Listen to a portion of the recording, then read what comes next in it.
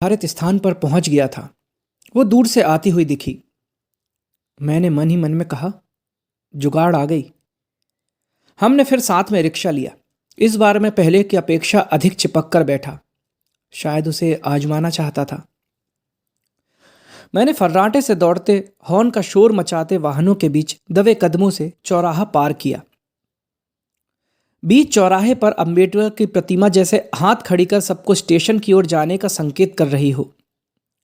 केसरबाग अमीनाबाद एक सवारी की रट लगाते वाहन चालक।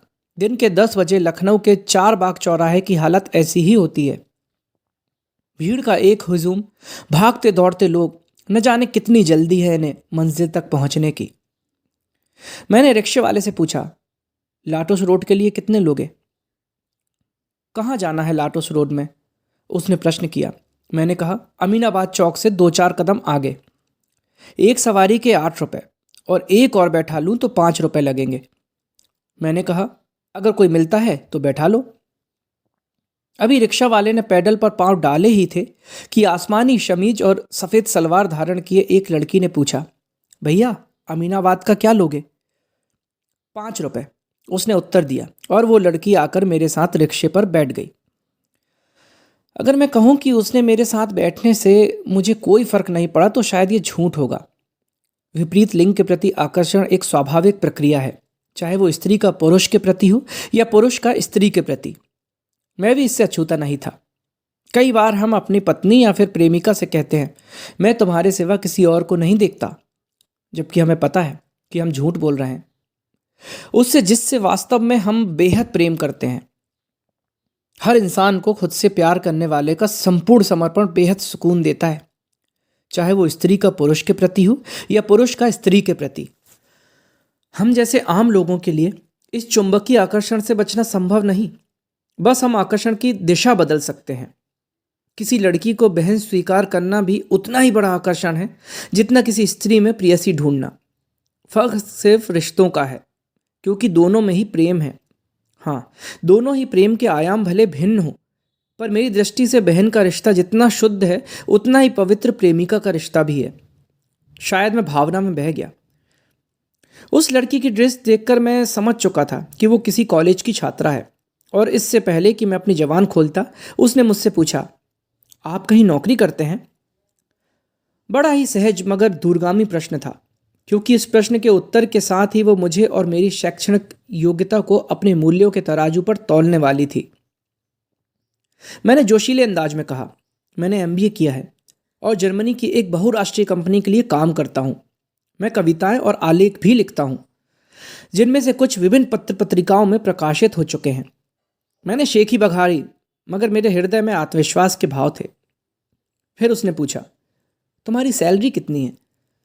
मैंने कहा 20,000। उसने पूछा, कुल कितना मिल जाता है? मैंने उत्तर दिया, तकरीबन 25-30 हज़ार रुपये मिल जाता है। इस बार मैं थोड़ा असहज था, क्योंकि मैं झूठ बोल रहा था। फिर भी मैंने अपने चेहरे का भाव छिपाने का हर संभव प्रयास किया। मुझे पता नहीं कि उसने मुझ पर भरोसा किया या नहीं। उसने मुझसे अपने बारे में बताते हुए कहा, मैंने आईटी में एमबीए किया है, किंतु नौकरी नहीं मिली। अब बीएड कर रही हूँ। शिक्षा का क्षेत्र महिलाओं के लिए बहुत ही उपयुक्त है। उसने साथ में तर्क दिया, और मैंने स्वीकृति में सर हिलाया। उसने आगे पूछा, तुम्हारा नाम क्या है? मैंने कहा, अमित। फिर उसने चहक कर कहा, मेरे भाई का नाम भी अमित है। इस बार मुझे लगा जैसे वो जानबूझकर मेरे करीब आने की कोशिश कर रही है।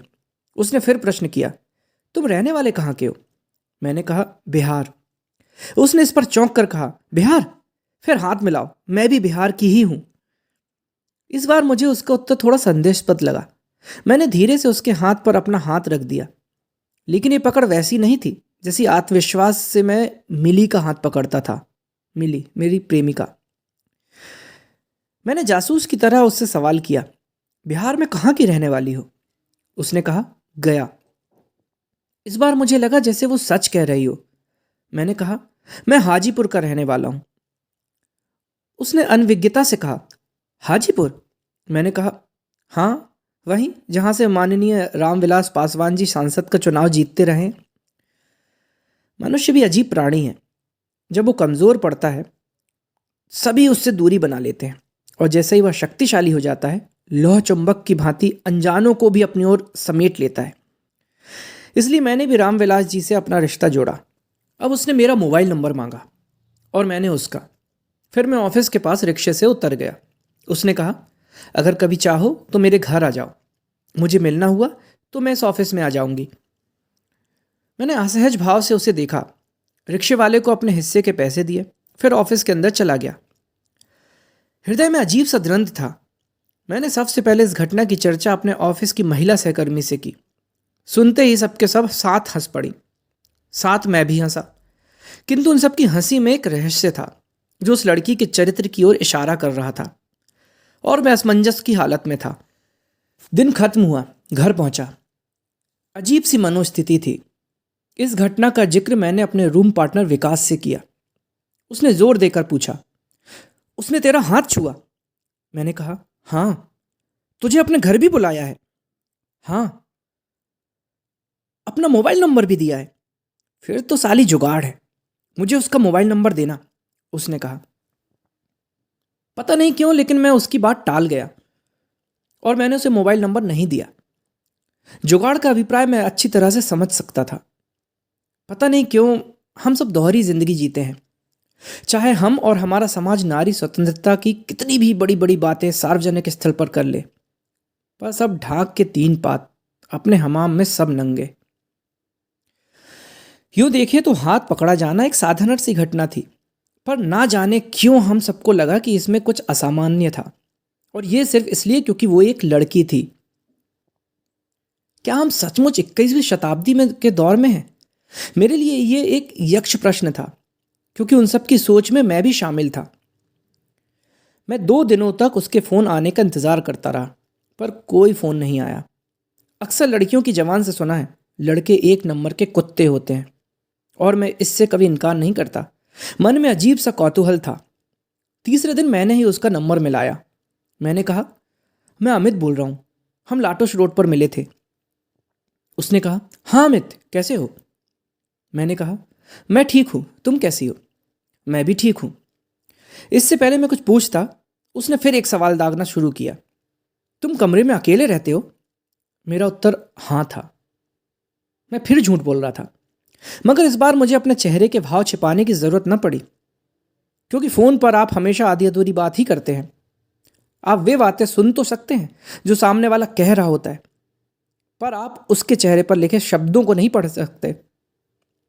उसने सवाल किया, तुमने अब तक शादी क्यों नहीं की? मैंने महसूस किया जैसे वो मुझे खोलने का प्रयास कर रही हो। मैंने अनमने ढंग से कहा, हो जाएगी, मम्मी पापा देख रहे हैं। उसके प्रश्न का सिलसिला अभी थमा नहीं था। अमित, तुम्हारी उम्र कितनी है?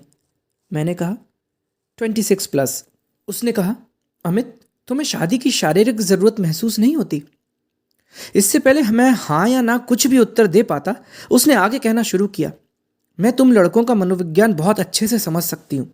सोचते होगे पहले सेटल हो जाओ, खूब पैसे कमा लो, फिर किसी परी जैसी लड़की से शादी करोगे।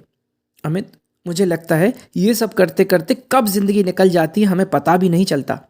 जिंदगी जैसी है, जितनी है, उसे बस जी लेनी चाहिए। अब मुझे विकास की बातों पर भरोसा होने लगा था। मुझे लगा जैसे वो मुझे आमंत्रण दे रही हो, और इससे पहले कुछ कह पाता उसने फिर सवाल दागा, तुम खाना कहाँ खाते हो? मैंने कहा, खुद ही बनाता हूँ। अमित, तुम किसी कामवाली को क्यों नहीं रख लेते? काम से थक जाते होगे। उसने हंसते हुए आगे कहा, किसी जवान लड़की को मत रख लेना, किसी उम्र दराज या किसी छोटे लड़के को रख लो, तुम्हारी मदद करेगा। मैंने जानबूझकर उससे कुरेदा, जवान लड़की क्यों नहीं? उसने कहा, ये लखनऊ है, दिल्ली नहीं। इस बार मुझे लगा जैसे वो मेरी भावनाओं को छेड़ने का प्रयास कर रही हो।